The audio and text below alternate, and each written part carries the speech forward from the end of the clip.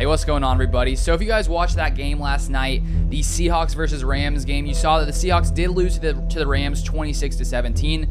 But I'd say the biggest news coming out of this game has to do with the Russell Wilson finger injury that happened in last night's game. If you guys saw last night, Russell Wilson was throwing the ball. Aaron Donald's coming in, pressuring him. He basically hits his hand on Aaron Donald, and his finger just gets all bent up. He gets sent to the sideline. You can tell he's trying to, see if he can come back in. They're giving him this little ball to squeeze, see if he, has the ability to throw the football. And he did not come back into that game yesterday versus the Rams. Geno Smith ended up going in there and replacing him. And so now the question is, how bad is this injury for the Seahawks? How bad is this for Russell Wilson? We had a little bit more news regarding the injury come out earlier today from Ian Rappaport. He says Seahawks QB Russell Wilson will have an MRI on his finger today, sources say, and then seek a consultation with hand specialist Dr. Stephen Shin of Kerlin Jobe in LA.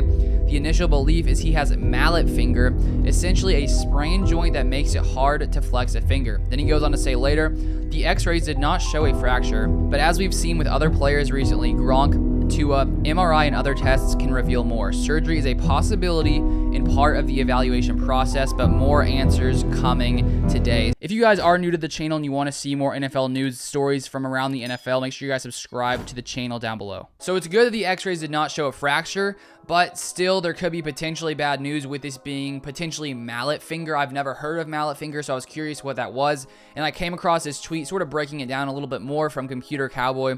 He says, good resource for understanding Russell Wilson's injury, mallet finger. Tendon ruptures or pulls away from bone, and finger cannot be straightened afterwards. Treatment for most is to splint for 8 weeks. Decision for Russ is whether to have surgery. So basically, what the thing that it does to Russell Wilson is he's basically not able to grip the ball because of that, I guess, tendon, sort of pulling away, from the bone. And so most people would put it in a splint for 8 weeks if it is this mallet finger injury. Obviously, with players in the NFL, they seem to heal a lot faster. They seem to find, the best care, which makes sense. So we'll see if that happens. I doubt he's going to be out for 8 weeks. And I've also been seeing from other doctors talking about it, saying that if it is mallet finger, this could mean that if he got surgery, he could be back a lot faster, even in the next few weeks. So we'll have to wait and see, what happens after he meets with this other doctor to see just how serious this is, to decide, whether he needs surgery, whether he doesn't need surgery.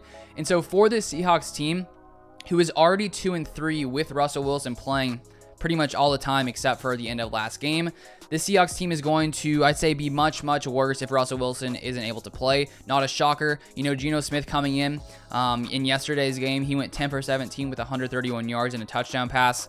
He did throw one interception, but there's no question he's a huge downgrade to Russell Wilson. So having Geno Smith be the quarterback of your team when you've already started off 2-3 is definitely bad news for this Seahawks team. So the question is, how long will Russell Wilson be out? Right now, it's a little bit uncertain, but it could be a few weeks, could be even more, depending on, what the exact situation is, what the exact injury is for Russell Wilson. But if you guys want to see more NFL news, rumors, everything going on around the NFL, that's what this channel is for. So feel free to subscribe to the channel down below. Turn on the notifications so you don't miss, when new videos come out regarding news around the NFL. But thank you guys so much for watching. I really do appreciate it. Drop a like on the video if you guys enjoyed it, and I'll see you guys on the next one.